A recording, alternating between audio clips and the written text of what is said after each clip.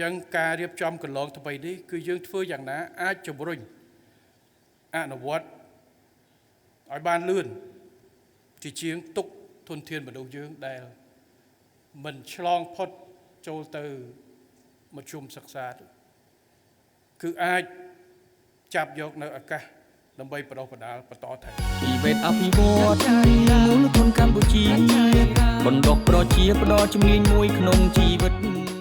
ជាស្ដែងរាជរដ្ឋាភិបាលបាននឹងកំពុងខិតខំអភិវឌ្ឍប្រព័ន្ធអប់រំបដិបដាលបច្ចេកទេសនិងវិជ្ជាជីវៈមួយនៅកម្ពុជានិងបង្កើនការយល់ដឹងឲ្យកាន់តែទូលំទូលាយដោយបំពាក់ជំនាញពិតប្រាកដកសាងសីលធម៌និងវិន័យទាំងក្នុងជីវភាពប្រចាំថ្ងៃនិងនៅកន្លែងការងារ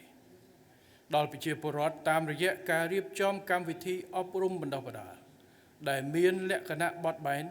ស្របតាមស្ថានភាពជាក់ស្ដែងរបស់ប្រជាពលរដ្ឋជាពិសេសយុវជននិងអ្នកសេដ្ឋកិច្ចក្រៅប្រព័ន្ធ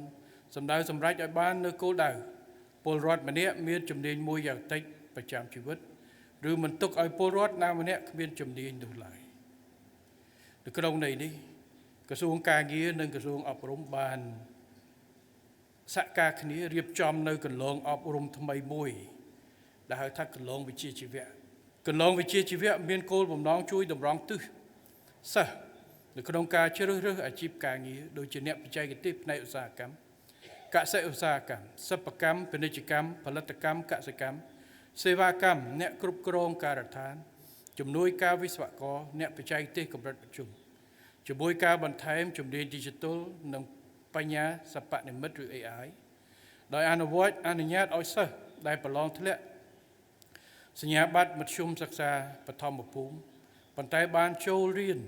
ឬប្រឡងជាប់កម្មវិធីស្ពានចម្លងឬកម្មវិធីសមមូលអប់រំយុវជននិងកីឡាអនុញ្ញាតឲ្យយុវជនកម្ពុជាដែលមានអាយុចាប់ពី14ឆ្នាំឡើងទៅនឹងបានបោះបង់ការសិក្សារៀនបញ្ចប់ថ្នាក់ទី9និងទទួលបានសញ្ញាបត្រសមមូលអាចចូលរៀនឆ្នាំទី1នៃកន្លងវិជ្ជាជីវៈនេះគឺជាកិច្ចការសំខាន់យើងមិនចង់ឲ្យយុវជនរបស់យើងត្រូវបោះបង់ការសិក្សាហើយគ្មានជំរឿសនោះទេយើងឃើញថាក្នុងមួយឆ្នាំអ្នកដែលធ្លាក់បឋមភូមិមិនអាចឈានទៅ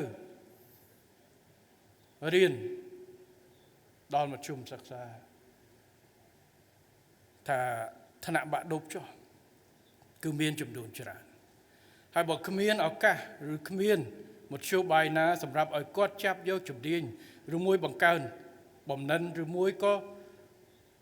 ឱកាសឲ្យគាត់អាចគេថាជាស្ពានឆ្លងទៅបន្ថែមទៀតទេមួយជីវិតរបស់គាត់រហូតដល់និវត្តន៍ទៅវិញគឺនៅតែប៉ុណ្ណឹងហើយខ្ញុំជឿថាក៏មិនទាំងអស់គ្នាត្រូវតែទៅរៀនរហូតដល់ថ្នាក់បាក់ឌុបនៅតាមកន្លងនៃក្រសួងអប់រំទាំងអស់នោះដែរនៅច្រើនគ្រប់ប្រទេសទាំងអស់គឺមានជាក់ស្ដែងនៅប្រទេសសិង្ហបុរីប្រទេសសិង្ហបុរីក៏ដូចគ្នាវាមានកន្លងតាមក្រសួងអប់រំនិងកន្លងតាម Polytechnic ដូចយើង TVET ដូចគ្នាដើម្បីជាជំនាញទៅហើយទី2យើងក៏ចង់បានមូលដ្ឋានសម្រាប់បម្រើឧស្សាហកម្មបម្រើនៅវិស័យផ្សេងទៀតពីធនធានមនុស្សយើងអត់ចាំបាច់ដល់ចប់ថ្នាក់ទី12ហើយបានយកទៅតម្រង់ទិសរៀនសម្រាប់បម្រើឧស្សាហកម្មនោះទេអញ្ចឹងការរៀបចំកន្លងថ្មីនេះគឺយើងធ្វើយ៉ាងណាអាចជំរុញអនុវត្តឲ្យបានលឿនជាជាងទុកធនធានមនុស្សយើងដែលមិនឆ្លងផុតចូលទៅមធ្យមសិក្សាគឺអាចចាប់យកនៅឱកាសដើម្បីបដិបដាលបន្តថែមទៀតក្រសួងអប់រំយុវជននិងកីឡានិងក្រសួងការងារនិងបណ្ដុះបណ្ដាលវិជ្ជាជីវៈក៏បានចាប់ផ្ដើមអនុវត្តនៅកន្លងអប់រំថ្មីនៅកម្ពុជានេះនៅឆ្នាំ2025-26ដែលបានបញ្ជាក់មិញនេះនៅវិទ្យាល័យចំនួន49ហើយដែលបានផ្ដល់ជំរឿសបន្ថែមដល់សិស្សវិទ្យាល័យដែលស្ថិតនៅក្បែរតំបន់សេដ្ឋកិច្ចពិសេសឬសួនឧស្សាហកម្មនិងមានបំណងទៅកាន់ទីផ្សារការងារលឿនអាចជ្រើសរើសយកកន្លងវិជ្ជាជីវៈនៅវិទ្យាល័យសម័យឬតាមឧបនិស្ស័យនិងបំណិនរបស់ខ្លួនសម្រាប់ឆ្នាំ